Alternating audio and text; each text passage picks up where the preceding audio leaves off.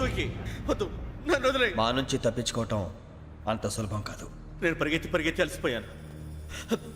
ఏం కావాలి? నీ ప్రాణం అక్కర్లేదు, నీ ఆస్తి అవసరం లేదు. ఏదో అవసరానికి 2000 అప్పుడైతే ఇలా చంపేపోతారని జీవాజీ. ఆయన అప్పు తీసుకున్న తప్పించుకుని తిరగాలి కానీ ఆపేసి మీకు అక్కడ పెట్టండి. కొత్త అప్పు ఇవ్వకూడదని. ఇదిగో వెంకీ, కావాలంటే నీకు ఇచ్చిన పాత బాకీ మర్చిపోతాను, నన్ను వదిలే. మీరు మమ్మల్ని వదలనా? మేము మిమ్మల్ని వదలలేమండి. మీ దగ్గర అప్పు తీసుకున్న నిజం మమ్మల్ని నీలా వెంటాడు. అందుకు నన్ను ఎంత ఆడుతున్నారా? నన్ను అంతగా నాయపసలేదు. ఉండి లేదంటే మొత్తం లేకుండా పోతారు. ఇప్పుడు మీకు ఇస్తే జరిగేది అదే.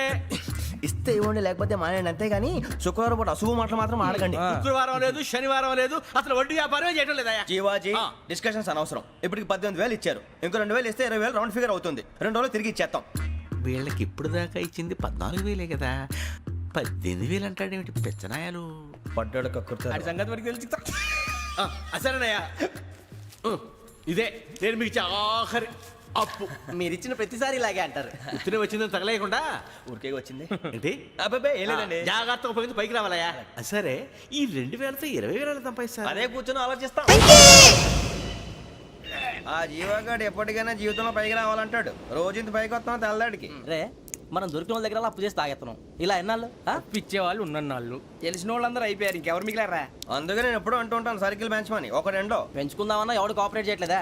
మనం చూస్తేనే జంప్ అక్కడ. అరే వడ్డీ ఎంతైనా పర్వాలేదు, అప్పు ఏంట్రా అంటే ఒక ముందు రాడే. ముందుకు వస్తే వాళ్ళు వెనక్కి వెళ్తారని భయం. భయం భయం భయం, ఎక్కడ చూసినా భయం. ఎన్నాళ్ళు భయం? మనల్ని చూస్తే మనకే పరమ అసహాయం చేస్తుంది. మనకే కాదు, ఊళ్ళో వాళ్ళందరికీ కూడా అదే ఫీలింగ్. అందరూ డిగ్రీ 3 సంవత్సరాలు చదివి పాస్ అయితే మనం 6 సంవత్సరాలు చదివి పాస్ అయ్యాం. మరి ఉద్యోగం ఎవడి? ఉద్యోగాలు ఇవ్వక, అప్పులు ఇవ్వక, తాగేది ఎలాగా, బతికేది ఎలాగా? అరే మనం మాత్రం మనుషులం కాదా? మనకి కోరికలు ఉండవా? ఇప్పుడు మనం ఆలోచించాల్సింది అది కాదు, రేపటికి ఎవరిని చంపాలి. కాలనీలో ఎవరు సార్?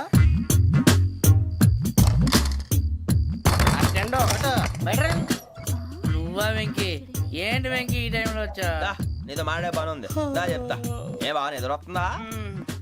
సరిగానే రే, నువ్వు మమ్మల్ని చూసే తలిపేసావా? మామూలుగానే వేసాను. మామూలుగా వేసేవాడివి. మేము రావడానికి 1 నిమిషం ముందో, మేము వెళ్ళాక 1 నిమిషం తర్వాత వేయాలి కానీ బిలాల్ రాజా, నాకు నిద్ర వచ్చి పడుకుందామని తలుపేసుకున్నాను. అయినా నా ఇంటి తలుపులు నేను అడిగేసుకోవాలంటే తప్పు చేసిన కాక ఇంకా గేర్ సమాధానం చెప్తావా? మీ ఇంట్లో పెళ్లిడికి వచ్చిన ఆడపిల్లలు ఎదురున్నారు. ఇదిగో అమ్మాయిలు, మీతో ఎప్పుడైనా యథాశాలు వేసానా? విన్నారా? అడుగు తలుపులు వేసావు. అనవసరంగా గొడవ ఎందుకు? ఇక్కడి నుంచి వెళ్ళండి. గొడవ? మీ ఇంటి మీద పడి ఎప్పుడైనా గొడవ చేశానా బిని గారు? లేదు బాబు. విన్నారా? చెప్పు, మమ్మల్ని చూసి తలుపులు ఎందుకు వేసుకున్నావు? అరే మాకు అప్పించిన వాళ్ళు కూడా మమ్మల్ని చూసి ఎప్పుడు తలుపులు వేసుకోలేదు. ఏం చేయాలి? మరి నువ్వు ఎందుకు వేసుకున్నావు? బాబు టప్ అయిపోయింది, బుద్ధి తక్కువ వేసాను చాలా. అంటే మా మోకాల మీద తలుపులు వేసామని ఒప్పేసుకుంటున్నావు? ఒప్పుకుంటున్నాను. సరే ఇప్పుడు చెప్పు, మా మొఖాల మీద తలుపులు వేసేంత తప్పు మేము ఏం చేసామరా? బాబు తప్పైపోయిందని అంటున్నారు కదా, వదిలేయండి బాబు. అదే తప్పు మేము చేసి మమ్మల్ని వదిలేయమంటే మీరు వదిలేస్తారా బిని గారు? తప్పని ఒప్పుకుంటున్నాడు కదా అయ్యా. ఇప్పుడు టైం 11 అయింది, వెళ్ళి పడుకోండి. 11 అయిందా? కొమ్ము ఉంచాడు కదా. నాకు సంబంధం ఏంటి? ఉంది, సంబంధం ఉంది. 11 గంటలకి నా క్లోజ్ ఫ్రెండ్ ఢిల్లీ వెళ్తున్నాడు. 5,000 అప్పిస్తానని ఎయిర్పోర్ట్ రమ్మని చెప్పాడు. నీ గొడవలో పడి ఆ సంగతే మర్చిపోయాను. ఇప్పుడు నాకు జరిగిన నష్టానికి భర్తీ ఎవరు చేస్తారు? మీరా మీరా మీరా? ఎవడు పడతావు? ఎందుకు చేస్తాడా భర్తీ? భలే వాడి నువ్వు. తప్పు ఎవడు చేసినా వాడే చేస్తాడు. దానికి కారణం ఈ 10 మనిషే కదా.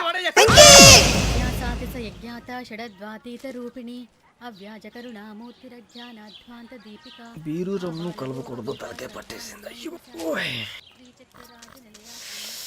ఏంటే చదువుకుంటున్నావా? చదువుకో. దేనైనా వెనక్కి తీసుకురావాలం కానీ పోయిన కాలం వెనక్కి తీసుకురావడం ఎవడి వల్ల కాదు. టైం విలువ గురించి నువ్వు మాట్లాడడం. నువ్వు ఎలా పోతే నాకెందుకులే. ఏమ్మా నీ పూజ అయిందా? తలకే పట్టేసింది, కాస్త మజ్జిగుంటే ఇవే. మా నాయనే అందరూ పొద్దున్నే లేచి టీలు కాఫీలు అడుగుతుంటే నువ్వు మాత్రం మజ్జిగ అడుగుతున్నావురా. కాఫీలు టీలు తాగే స్టేజ్ వాడు ఎప్పుడో దాటిపోయాడు. రాత్రి తాగింది దిగాలంటే మజ్జిగే తాగాలి. నువ్వు తల దించుకోవడం ఎందుకురా? నీలాంటి యదవనగానందుకు నేనే దించుకోవాలి తల. రాత్రి సుబ్బారావు గారి ఇంటి మీద గొడవకి వెళ్ళేవంటగా. అలా చెప్పాడు మీకు? ఏ మళ్ళీ గొడవ కెడతావా? నీ దెబ్బకు భయపడి రాత్రి తలుపులు తీసి పడుకున్నారంట. తెల్లారగా టైంట్లో దొంగలు పడ్డారు. ఇంట్లో ఉందిలేండి, పట్టుకుపోవడానికి అక్కడ కూతురు తప్ప. ఎన్నాళ్ళు ఇలా బేవర్స్గా తిరుగుతావురా? ఇన్నాళ్ళని ఏం ఫిక్స్ అవ్వలేదండి. చిచి నాన్న, అమ్మా, కంబైన్ స్టైల్స్ కి ఫ్రెండ్స్ ఇంటికి పిలుద్దాం అంటే వీడికి భయపడి ఎవరు రావడం లేదు. నేనే చేశానే. వాళ్ళ వంక అదోలా చూస్తున్నావంట. గొప్ప ఫిగర్లని అదోలా చూస్తాను, ఏదో మోహాలు వేసుకొని. చదిగా ఆ గొంతు ఆ వాలకం చూడలేకపోతున్నాను రా బాబు. చిన్నప్పుడు వచ్చి నా అలాగే ఉన్నావు, తెగ ముడిచిపోయారు. ఇప్పుడు నచ్చట్లేదు నాన్నగారు మీకు? నేను యదవలతో డిస్కస్ చేయను. నేను చేస్తాను. మీరు చెప్పదలుచుకుంది ఏమిటో చెప్పండి. ఇంకా చెప్పేదే ఉంది. నువ్వు ఇలా గాలికి తిరుగుతుంటే నేను తిండి పెట్టలేను. నాన్నగారు ఇప్పుడు శుక్ర మహాదశి 4వ పాదంలో ఉంది. నేను ఇప్పుడు ఏం చేసినా కలిసి రాదు. శనిగారు సెంటర్ లో కాసేసి నన్నే చూస్తాడంట. వాడు అలా సైడ్ అయిపోయి నేను ఏదో ఒకటి అవుతాను కదా, మీరు కంగారు పడకండి. ఇవన్నీ ఆ జగదాంబ చౌదరి గారు చెప్పాడా? వా, జేసీ గారిని గాడు గిడు అనకండి బాబు, మీకే మంచిది కాదు. అబ్బా ఊరుకోండి, ఎవరి నమ్మకాలు వాళ్ళవి. ఎరా ఇంతకీ ఆ శనిగాడు సైడ్ కి ఎప్పుడు వెళ్తాడంట? నేను పోయా. నువ్వు సెంటర్ లోకి రావాలమ్మా. మరి ఆ గురువు సెంటర్ లోకి ఎప్పుడు వస్తాడంటావు? అవన్నీ మనకి తెలుస్తాయి అంటే జేసీ గారు తెలుస్తాయి. నాన్నగారు ఒక 1000 రూపాయలు ఇవ్వండి, దక్షిణ నుంచి అన్ని అడిగేసి వస్తాను. ఎదిగిన కూతురు గుండెల మీద కుంపటైతే నీలాంటి బేవార్స్ కొడుకు క్లైమోర్ మైన్స్ లాంటి వాడు చీదరిదుడా. ఆ జేసీ గారు పోయాక వీడు నేను అమ్మ నువ్వే ఫీల్ ఓకే. ఆయన కావాలని అంటున్న మాటలు కాదు, ఆయన దేవుడు. కానీ ఆ శనిగాడు ఆడి కాన్సన్ట్రేషన్ అంతా నా మీదే పెట్టేశాడు. మరి ఇప్పుడు ఎలాగరా నాన్న? ఆ పని మీద డబ్బులు అడుగుతుంటే ఆయన ఇసుక్కుంటున్నాడు. పోనీ నువ్వేనా ఇవే? నా దగ్గర కూడా లేవురా. తెలుగు భాషలో నాకు నచ్చని ఒకే ఒక్క పదం లేదు.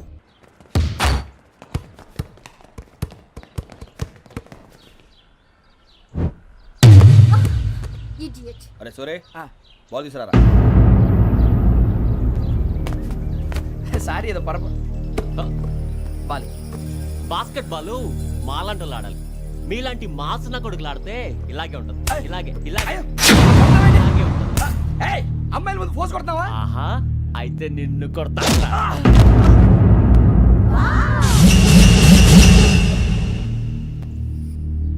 వాడు అమ్మాయిలు ఉన్నారని చూడరా ఎరా రెచ్చిపోతున్నాడు. బాస్కెట్ బాల్ మీ వాడి ఆట కానీ మీలాంటి మాసోళ్ళు ఆడే ఆట కాదు అంటున్నాడు రా. రే ఇంత ముందు 2-3 సార్లు కూడా ప్రతి విషయంలో జోక్యం చేసుకుని మన వాళ్ళు కొడుతున్నాడు రా. వాడిని ఏదో ఒకటి చేయాలరా, వాడిని వదలొద్దు.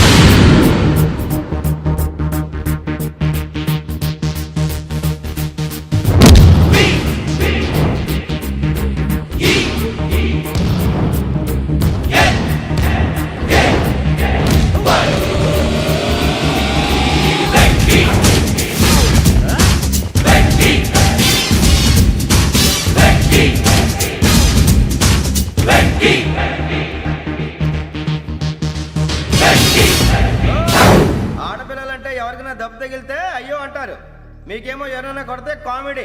కొట్టిన వాళ్ళు మీ దృష్టిలో హీరోలు. ఇప్పుడు నేను పచ్చడి కొడేస్తాను, నేను హీరోని అయిపోతానా?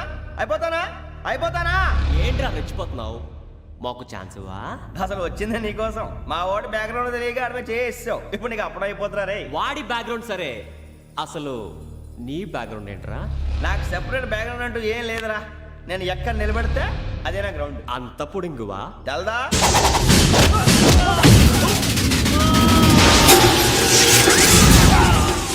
ఎవ్వా మన మామిడి కొట్టినప్పుడు వావ్ అన్నారు, ఇలాగే ఉంటుంది.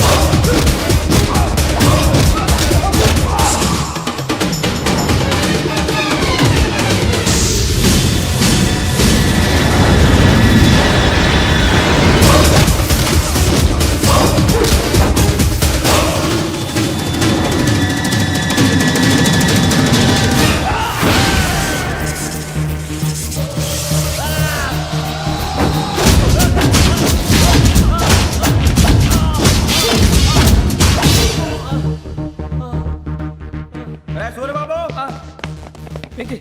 ఇందాక నేను కొట్టినప్పుడు నీకే అనిపించిందిరా? కుమ్మేయాలనిపించింది. మరి కుమ్మే. అమ్మో కుమ్ము. రేయ్ నిన్ను అమ్మాయిని ముందు గుడ్డలు పట్టుకొని కొడతాను. అలా కొడితే ఏం తగ్గుతుందిరా ఆడికి? అసలు ఎక్సైజ్ బాడీ ఏదవుది. తప్పు చెప్తాను, కొడితే మడతడిపోవాలి. మాస్తో పెట్టుకుంటే మడతడిపోద్ది. ప్రపంచంలో ప్రతి వాడు ఏదో పని చేసుకుంటున్నాడు, మనం తప్ప. మా కాంట్రాక్టర్ తో చెప్పి పని ఏదైనా ఇప్పించరా? ఎలాంటి పనులు మేము చేయం. డిగ్రీలు బిఏ, నేను ఎంఏ. ఇలా ఇచ్చాడేంట్రా? అయ్యి బాబోయ్, ఇంకేమైందిరా? మడతాడిపోయిందిరా బాబు.